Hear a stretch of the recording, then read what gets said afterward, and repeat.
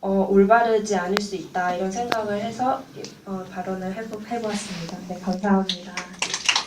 네, 자 질문을 받아보겠습니다. 말이 조금 빨랐는데, 네, 자기 소개를 먼저 해주시고. 저는 박혜리인데요. 네, 박혜리 씨. 사랑은 무엇이냐고 묻는 게 폭력적이라고 하셨는데, 그 약자가 만약에 사람이 무엇이라고 해서 그 규정 밖에 있는 사람이 있을 때 그 사람이 속하지 않기 때문에 폭력적이라고 하셨는데, 그러면 우리가 의자가 무엇이냐고 했을 때 의자는 앉을 수 있는 존재라고 하잖아요. 그런데 만약에 어떤 사람이 예술적으로 의자를 만들어서 못 앉는 의자를 만들었어요. 그럼 우리는 그걸 의자라고 부를 수 있지만 그건 의자에게 폭력이 되지 않잖아요. 그러니까 왜 사람에게는 그 사람이 무엇이길래 의자랑 다르고 사람이 무엇이길래 폭력적이어서 안 된다고 생각하시는지 그게 이유를 듣고 싶어요. 좀 그러니까 너무 좀 추상적인 질문인데 사람이 의자랑 무엇이 다르길래 사람에게는 폭력적으로 하면 안 되고 의자에게 폭력적으로 대해도 되는지 그걸 듣고 싶어요. 네, 질문 잘 들었고요. 충분히 지적할 수 있는 부분이라고 생각을 했는데 저는 어떻게 질문 듣고 바로 떠올린 거는 우리가 인권이라는 말은 하지만 물권이라는 말은 안 하잖아요. 그러니까 물건에 대한 그런 사물에 대한 권리보다는 인간으로서 살아가고 있는 사람들은 인간 권리를 먼저 생각을 하기 때문에 이런 질문에 있어서 물건이나 사물에 대해서 정의를 내리는 것은 어떻게 보면은 그 물건 제작자에 있어서는 해가 될 수 있겠지만 물건 자체에 대한 해는 아니라고 생각을 했거든요.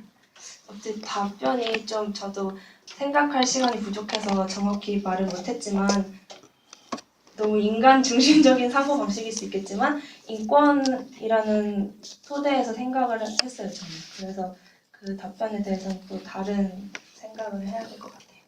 네, 그 사물의 철학이란 책도 있습니다. 지금 그 혜리 씨가 지적한 대로 사람만이 이렇게 존귀한 건 아니고 사물, 동물, 우리 바이오매스라는 차원으로 가면 전 지구의 한 97%를 차지하는 그 생명체의 총량은 미생물들이다. 그 미생물은 그럼 어떻게 우리가 이해를 해줘야 되는가? 유기체로서의 지구라는 관점에서 보자면은 사람에 대해서 이렇게 무엇이라고 물었을 때 폭력적이라고 느끼는 것은 사람 자신이 갖고 있는 이런 다양한 풍요로움 전체를 제한하기 때문에 그렇다라고 본다면은 똑같은 논리로 사물도 이게 뭐냐 의자다 그러면 제한이 되는 거겠죠. 그러면 똑같은 논리로 그것도 폭력적이다라고 말할 수 있지 않을까요?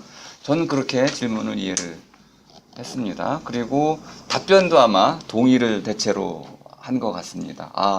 사람에게도 폭력적이라면은 사물에게도 폭력적일 수 있겠네요. 그러니까 무언 물음이라는 거는 사람에게만 폭력적인 게 아니고 사물에게도, 동물에게도, 심지어 신에게도 폭력적일 수 있겠네요. 이렇게 한번 정리를 하겠습니다. 네, 우리 질문이 좀 어렵고 난해해가지고 추가 질문은 좀 어렵겠습니다. 네, 마치겠습니다. 감사합니다. 네, 우리 두 번째 나오시고요.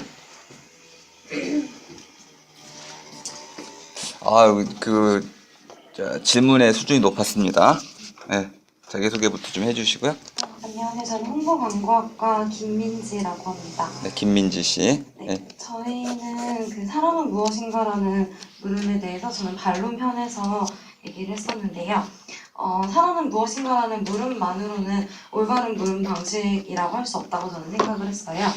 한 사례를 들자면 최근 사람들은 자신의 존재에 대해서 자신이 어디로부터 나왔고 어디로부터 태어났는지에 대해서 계속 묻다가 신적인 것이나 종교적인 것에 의해 태어나게 된 것이라고 믿는 경우가 많아졌어요.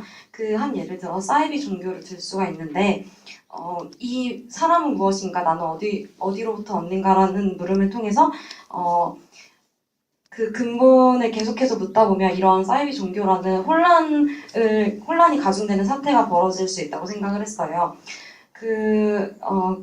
이 사람이란 자체는 그 자체로 실존해 있는 존재인데 그 근본을 지나치게 계속 묻다 보면 이와 같은 혼란이나 구렁텅이로 빠질 수 있는 문제가 있다고 생각을 해서 저는 올바른 물음이라고 생각하지 않았고요.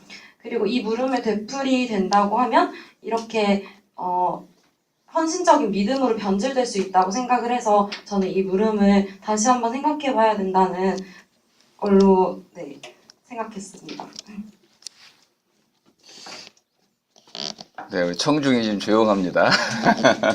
질문 한번 받아보겠습니다. 예. 자기소개 일어서셔가지고. 예. 사회심리학과 이지훈이라고 합니다. 이지우? 운이 왜? 이지훈 씨? 예.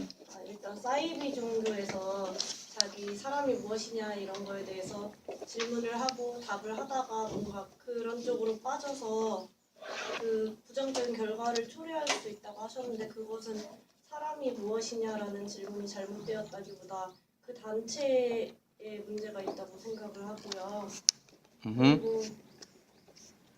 그리고 이제 사람이 무엇이냐라고 자꾸 이렇게 속으로 들어가서 질문을 하게 되면은 뭔가 거기에서 더 의심이 생기고 자기 본질에 대해서 그렇다고 말씀을 하셨는데 아까 교수님이 말씀하신 대로 사람이 무엇이냐, 무엇이긴 위해서 너는 지금 어떻게 살고 있느냐, 그러면 어디에 있느냐 이렇게 다른 물음으로 나아갈 수 있는 방향을 제시할 수 있어서 오히려 더 되게 근본적인 물음이 될 수 있다고 생각하거든요. 어떻게 생각하시는지 모르겠어요. 저도 그 발전적인 물음을 통해서 좀 더 발전적인 사람이 될 수 있다는 거에 동의를 하는데 이렇게 요즘 최근에 사이비 종교가 많이 이슈가 되고 문제가 되고 있는 사태를 통해서 알 수 있듯이 이 물음이 사람이 무엇인가라는 물음을 되풀이 하다 보면 부정적인 방향으로도 빠질 수 있고 그렇게 긍정적인 발전적인 방향으로도 나아갈 수 있는데 어쨌든 혼란이 생길 수도 있다는 그런 가능성이 있는 거잖아요. 그래서 저는 이 물음을 아예 올바르지 않다는 게 아니라 다시 한번 생각해 봐야 된다는 그런 게 있는 것 같다고 느꼈습니다. 네, 한 분 정도 더 질문을. 네. 맨 뒤에 계신 분이 먼저 들었나요? 네, 김예은 씨. 사람들이 저는 사람에 대해서 개인적으로 보내자면 존중받을 권리가 있는 문제다라고 생각하는데 이제 만약에 그런 것조차 물을 수 없다면 인간이 어떤 정의로서 존중받을 수 있다고 생각해요?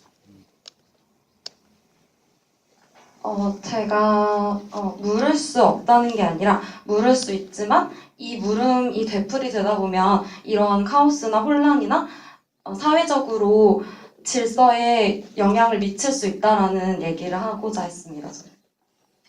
네, 그 무언 물음을 묻지 말라고 주장하신 거는 아니시기 때문에, 네, 뭐 그 인간의 그 물을 수 있는 권리, 존엄성을 박탈하지는 않으셨습니다. 네. 한 분 정도 아까 손 드신 분? 네, 양지현이라고 하죠. 양지현. 네, 문제가 질문을 받으면 혼란을 일으킬 수 있다고 했잖아요. 근데 그것은 질문이 올바르지 않은 게 아니라 질문을 찾는 과정에서 너무 어렵고 머리가 아프기 때문에 혼란이 찾아온 거라고 생각하거든요. 그래서 그걸 갚을 적당한 말이 없어서가 아니라 갚음을 찾는 과정에서 생긴 거지 질문 탓을